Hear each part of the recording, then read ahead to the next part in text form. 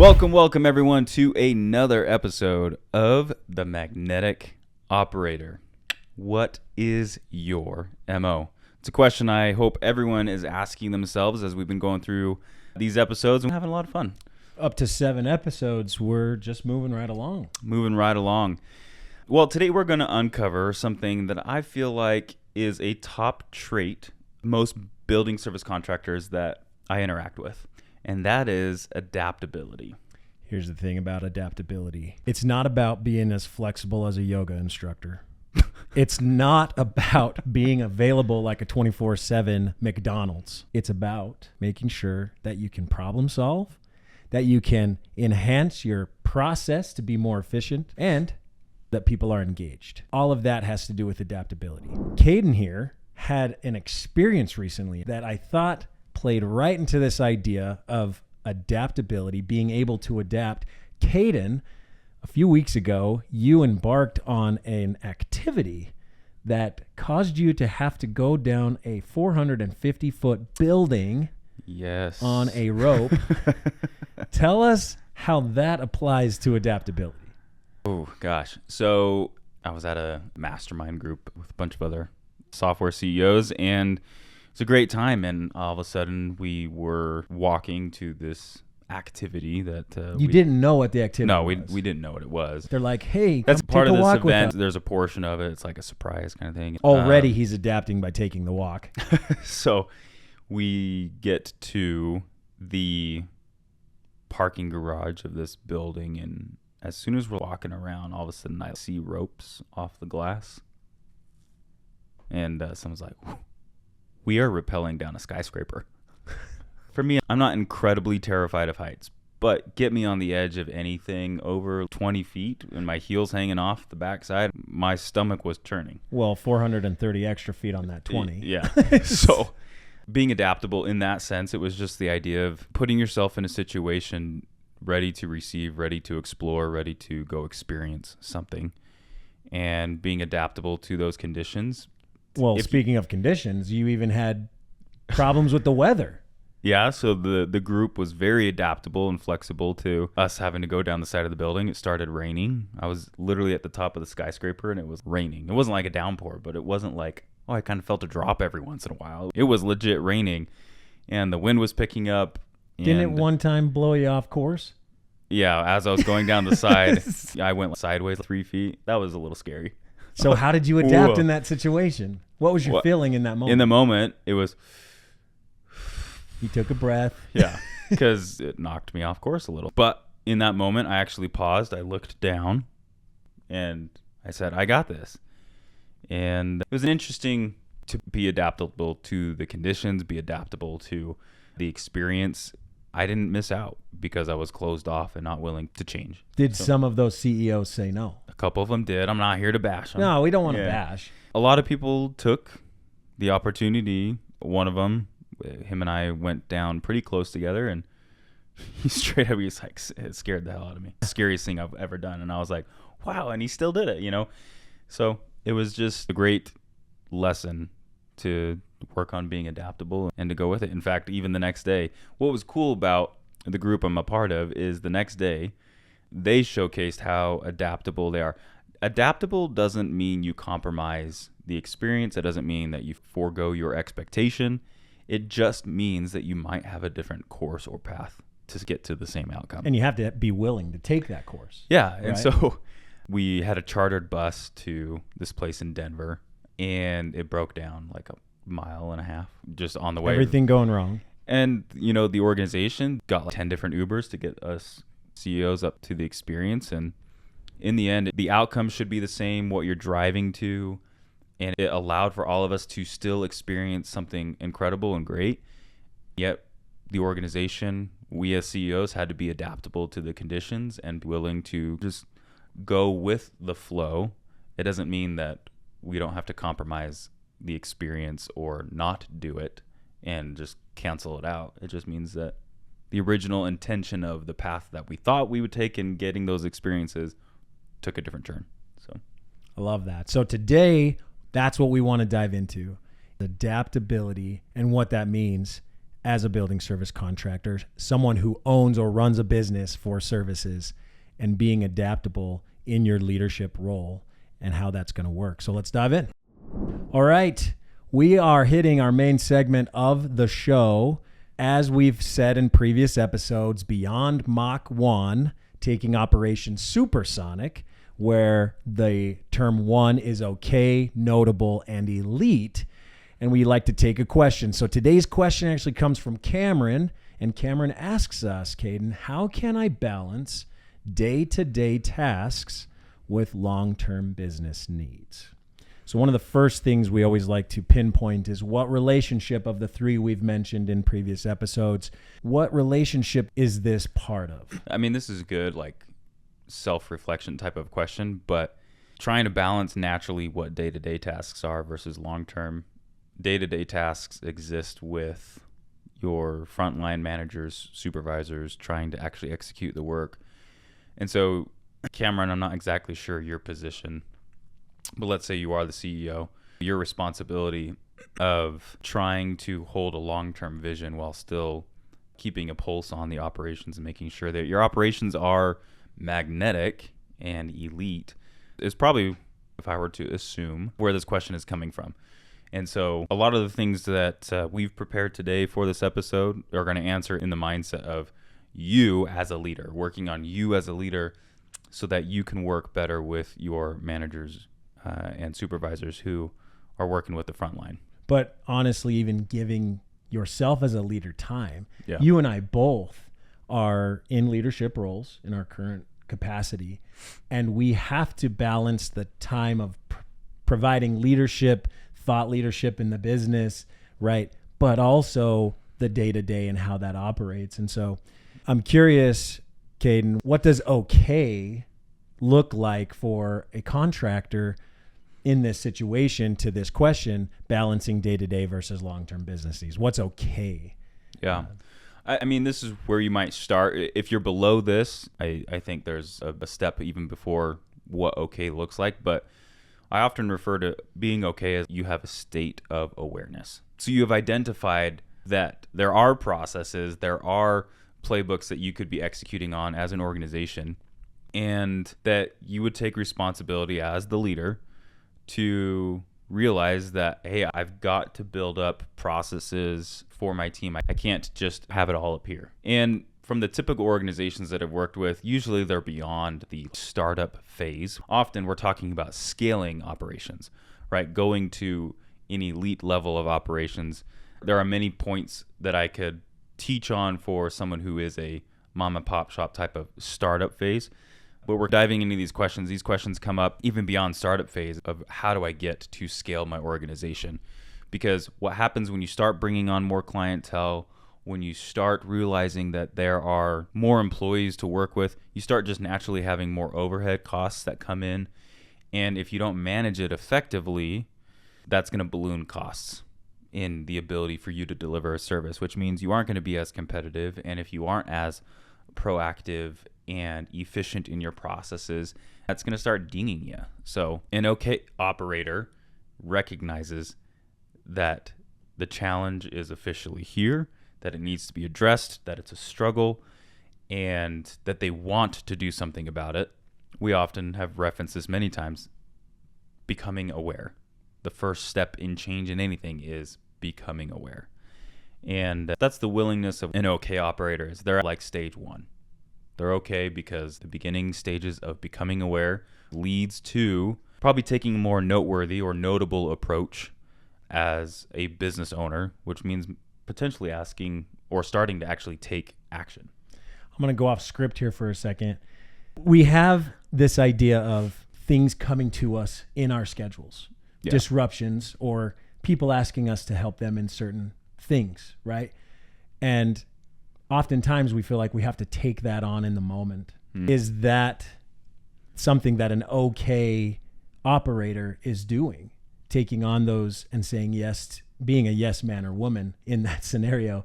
Yeah. What are your thoughts on that? Because that happens way too often. I think that disruption is what ultimately leads to us adapting in the wrong way, almost. Well, actually, it leads you to trying to be more available instead of adaptive. And actually, being adaptable doesn't mean that you need to be available. And so to answer your question, yes, an okay operator is in a reactive state, which means they focus on being available for a client. They try and prioritize whatever comes at me, I'm going to try and prioritize. And you live in a state of chaos. Right.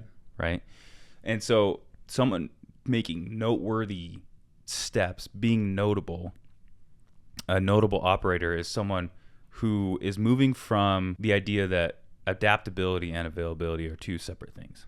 I love that.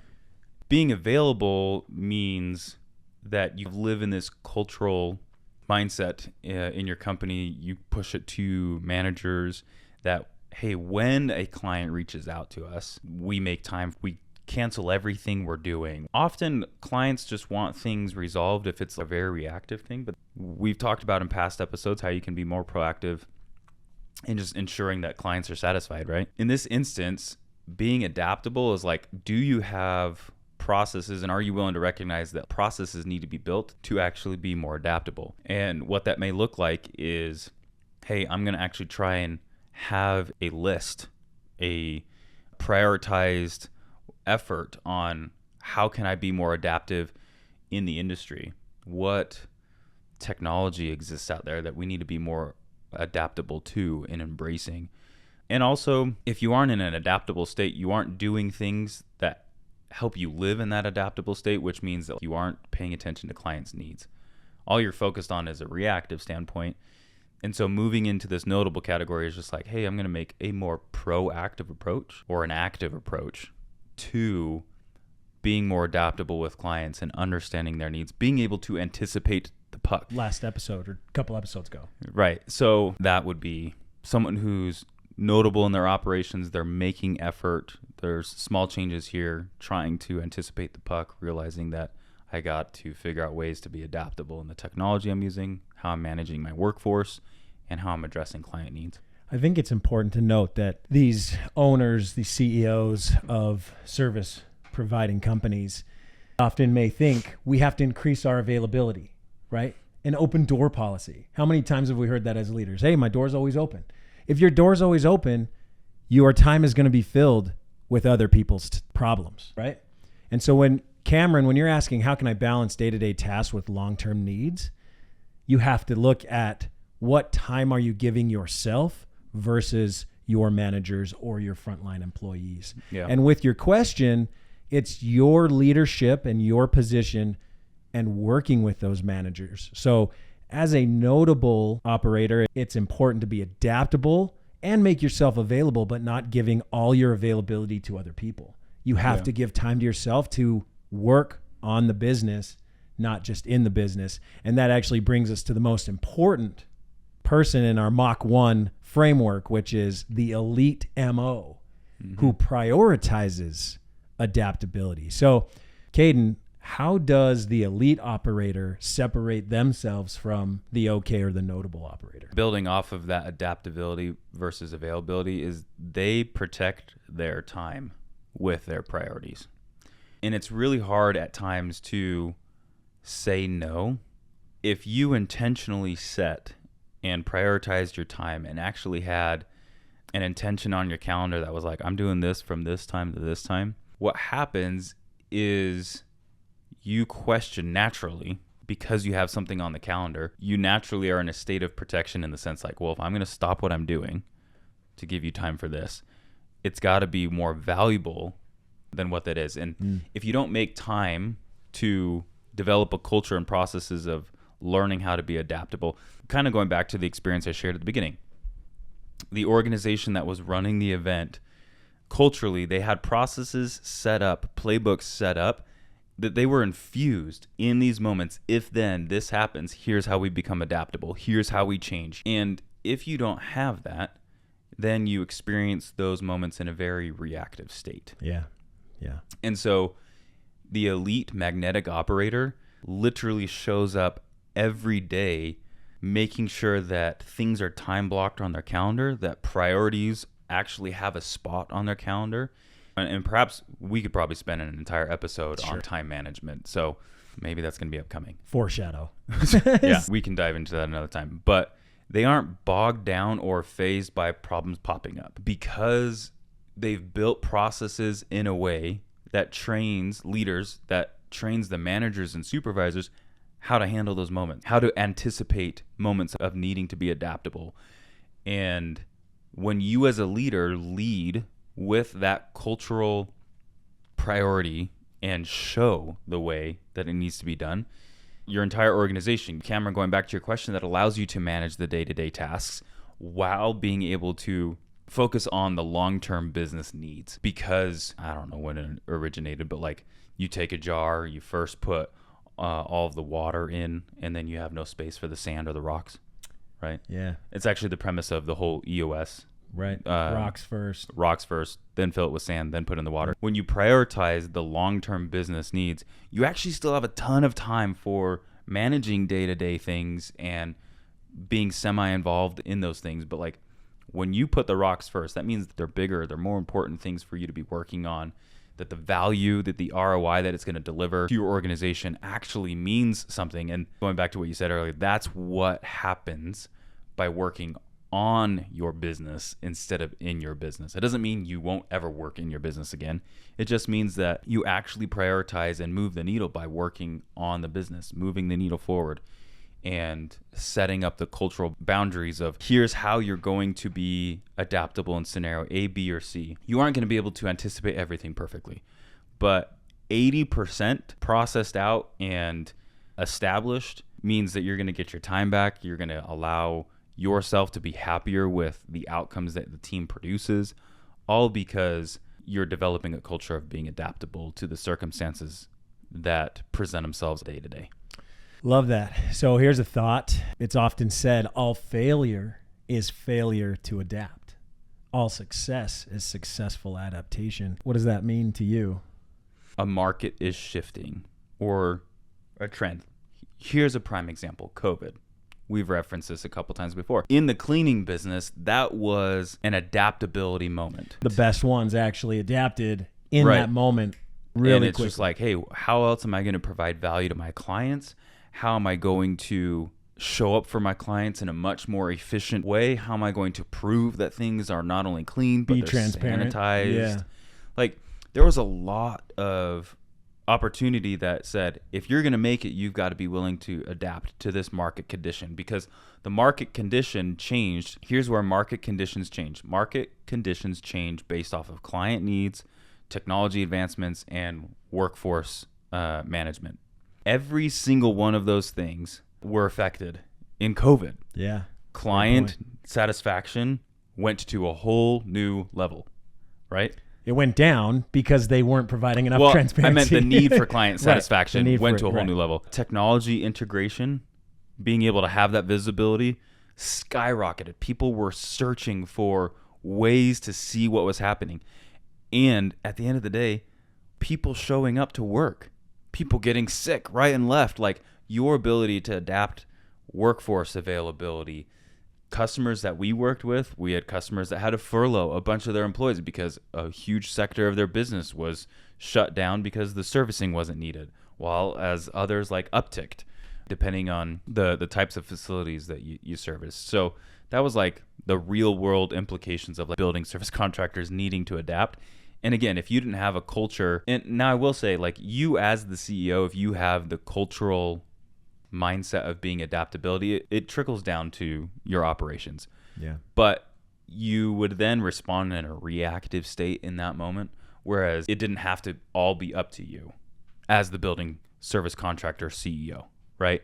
It didn't have to be up to you to say, hey, how are we going to adapt? The organization knew, here's how we adapt in these circumstances. We're ready to go, boss, right? That's what I think of. A failure is a failure to adapt. And those that failed in those moments failed to adapt.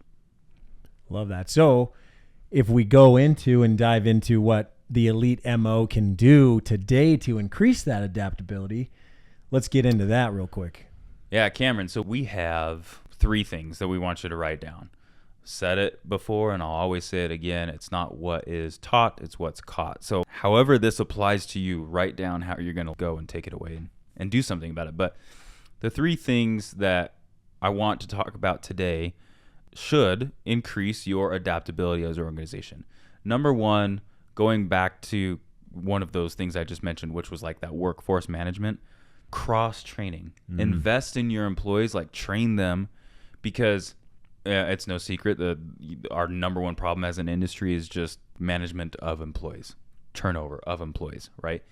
You can't eliminate that in its entirety, but what you can do is make it so that your processes and your people are trained in such a way that it allows you to be more adaptable to client demand and need that all of a sudden comes up, because you have more resources that are deployable to that problem because you invested in cross-training. So going back to long-term business needs of your question, Cameron, that's a long-term business need that sometimes in a reactive state of day-to-day you aren't focused on. But if you say, hey, every week I'm going to host a training with this group, and this is what it means to be adaptable. I'm taking the time and energy to cross-train.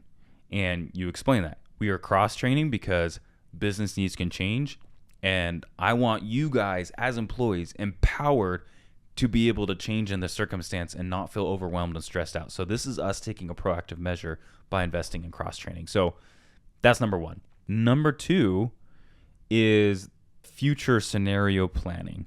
I could probably do a whole deep dive conversation and what it means to anticipate the puck. And I've operated this way so many times. I anticipate a lot up here, but I'm the only one that knows what's going on up here. That's true. And he often plays, what is Caden thinking? It's really hard sometimes, but we figure it out. Yeah. And so the future scenario planning involved the team. I did this yesterday. There's a topic of concern I brought up with the executive team that was way into the future. It wasn't, hey, next week we need to make this shift or changes. I'm trying to anticipate what if.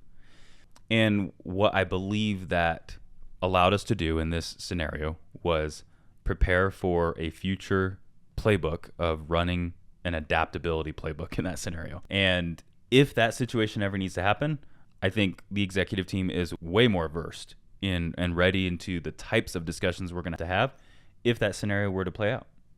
That's number two, is go into future scenario planning. Go do it with your other executives if you have other executives on board.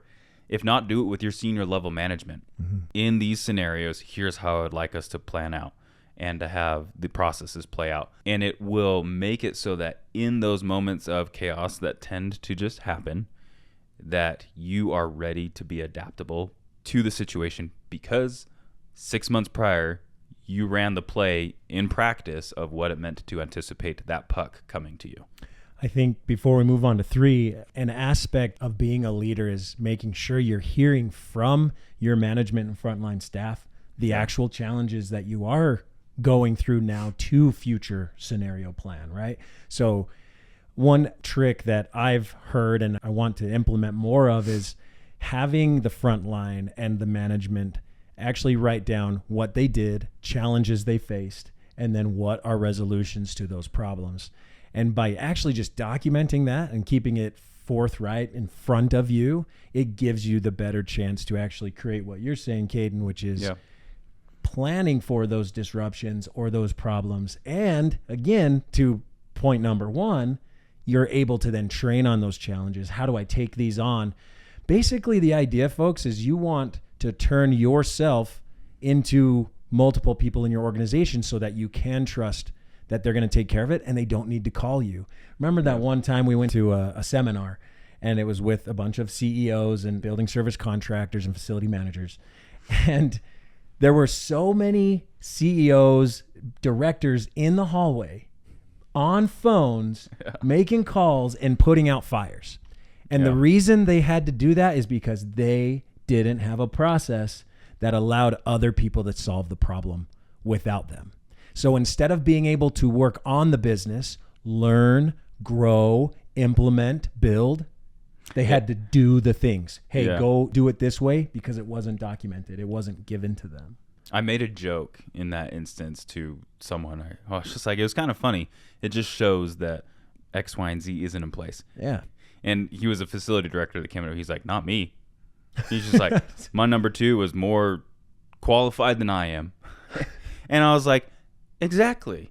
So he was able to fully participate, play full out at the conference, to learn, to educate, to move his organization forward, because he had a number 2 and a number 3 and a number 4 that he had full trust in being able to run operations. He didn't need to be there. So yeah, future scenario planning. The third thing. Yeah, this plays right into it. The third thing is investing in yourself. Like, adaptability starts with you. Any leadership problem starts with you looking in the mirror. And that stings sometimes.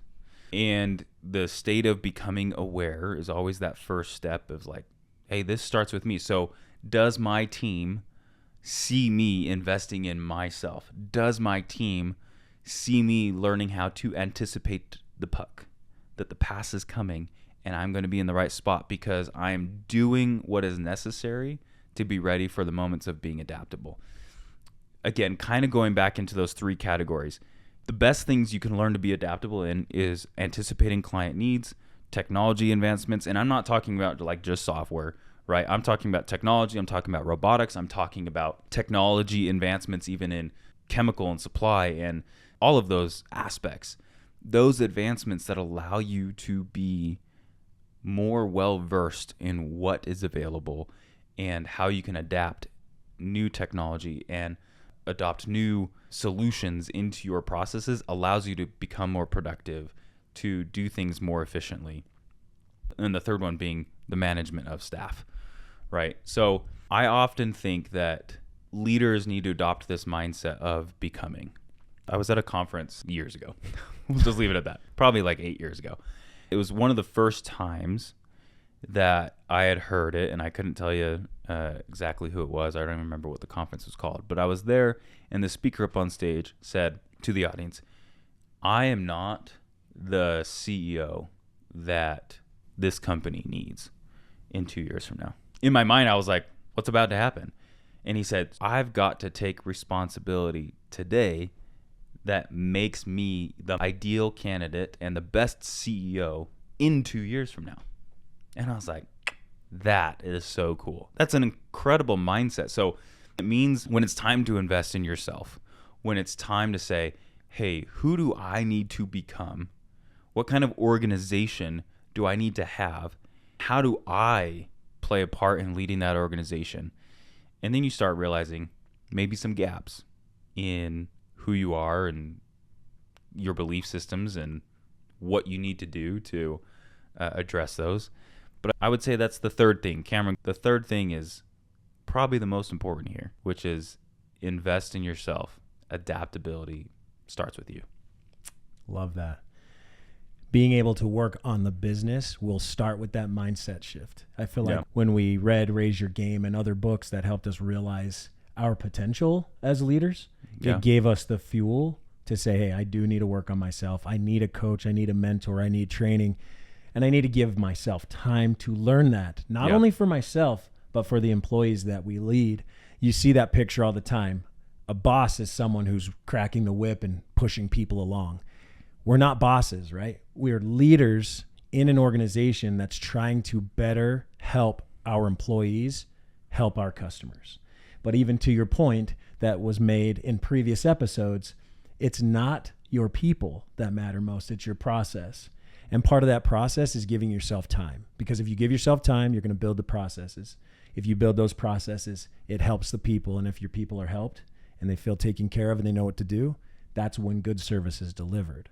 Yeah. So investing in yourself is huge, and it starts with a mindset shift. Now, to close out, it has to be said, and this is something that I've learned in my career, it is an excuse, and people hate that I say that.